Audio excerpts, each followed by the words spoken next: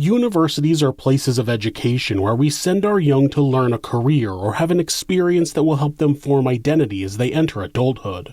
Universities have, for generations, prepared young people for the future and to expand their world. Sometimes, though, the world teaches you just how violent it can be.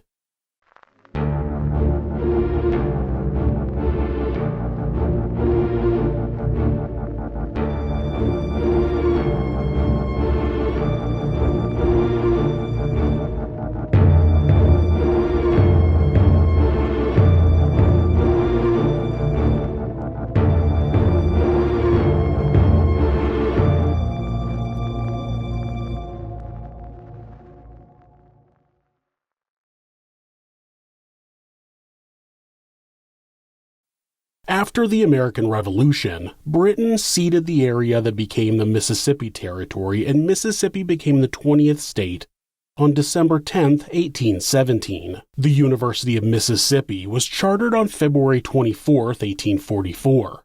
Residents of Lafayette County donated land in the city of Oxford to be used as the location for the school. The school opened its doors with a curriculum that would allow people to obtain a liberal arts degree on November 6, 1848, with 80 students. In 1854, they added the School of Law to their graduate program. On January 9, 1861, the state of Mississippi became the second state to secede from the Union, just 3 weeks after South Carolina led the way, creating the Confederate States of America. By June of 1861, 9 more states had effectively seceded from the Union. Immediately following Mississippi's secession, the students at the University of Mississippi began forming their own militias in preparation for an upcoming war. Most of the students who left the University of Mississippi became known as the University Greys. There were some that joined a nearby militia known as the Lamar Rifles. William Lowry was chosen to lead the University Greys since he had a small amount of military training from before he enrolled in school. They sent repeated applications to the governor for some of their members to be commissioned as officers, and on February 7th, 4 members of the Greys were commissioned, with Lowry earning the rank of captain. On May 1st, the University Greys and the Lamar Rifles took a train north where they joined the general in command of the Brigade of Mississippi Volunteers. The next day, May 2nd, the faculty records of the university have the following entry. The chancellor reported that since the departure of the University Greys on the 1st to join the Confederate Army, nearly all other students have taken out dismissions from college or leaves of absence. Only 5 students were left in attendance, and they would probably drop off within a few hours. On May 4th, the University Greys became Company A of the 11th Mississippi Regiment of Volunteer Infantry. The student soldiers traveled to Harper's Ferry, West Virginia, where they spent about a month training before marching to Winchester, Virginia. The Greys saw their first combat in July at the Battle of Bull Run. The former students spent the next few years fighting as soldiers. On July 1, 1863, at 7:30 in the morning, the first shot was fired at the Battle of Gettysburg. This started off the 3-day battle. The first 2 days were bloody and brutal. Over 100,000 soldiers fought to secure the area, and during the first few days, General Lee had done well. On the 3rd day of the battle, at about 1 p.m., General Lee ordered the largest artillery bombardment of the war. The cannon fire blasted for 2 hours, but when the Confederates finally ran low on artillery, what they didn't realize was that they had done little damage to the Union forces.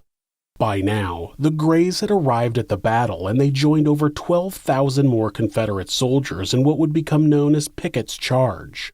The soldiers advanced 3/4 of a mile to Cemetery Ridge, which was the center of the Union's position. While the Confederate soldiers were advancing through an unprotected open area, they took heavy damage from flanking artillery fire. See, while the Confederates were bombarding them earlier that day, the Union wasn't wasting much of their artillery supply firing back. Now they were able to fire their artillery as well as use close-range rifle fire as the Confederate soldiers were out in the open. It's estimated that the charge ended with 60% losses, and General Lee ordered the Confederate Army to retreat. It was a bloodbath of historic proportions.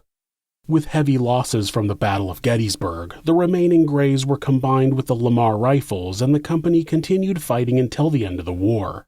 When the war was over, there were very few soldiers left who were original members of the University Greys. They had been decimated. Only one of them returned to the University of Mississippi, and some people make the assumption that that was because all the other soldiers died, but that's not the case. Some left the company before the end of the war. During the entirety of the Civil War, soldiers on both sides would desert their positions and disappear. The rest returned home, but were no longer interested in resuming their education, the scars of war being deep enough to have changed their lives forever. Their youthful optimism for the future was wiped out on the battlefield. It's also suggested that the University of Mississippi temporarily closed because there weren't enough students who returned from the war, but in reality, they closed due to the amount of students who went to war. The school only had 4 students remaining, so they closed temporarily until the war was over and more students enrolled. The exact details aren't available. The school has a few memorials to the University Greys on campus. The most famous is a Tiffany-stained glass window in Ventris Hall. There's also a statue across the street from Ventris Hall that is dedicated to our Confederate dead, which also includes the fallen soldiers that were once students at the university. They were young men who were looking to expand their minds with knowledge of the world. When they enrolled, they didn't realize that the world would come to them and give them a very different kind of education, something that no one wants to learn. Thanks for letting us tell you this sinister story. If you enjoyed it, subscribe on whatever platform you're on and hit like, rate it, or leave us a comment. Join us next week where we'll take you somewhere sinister.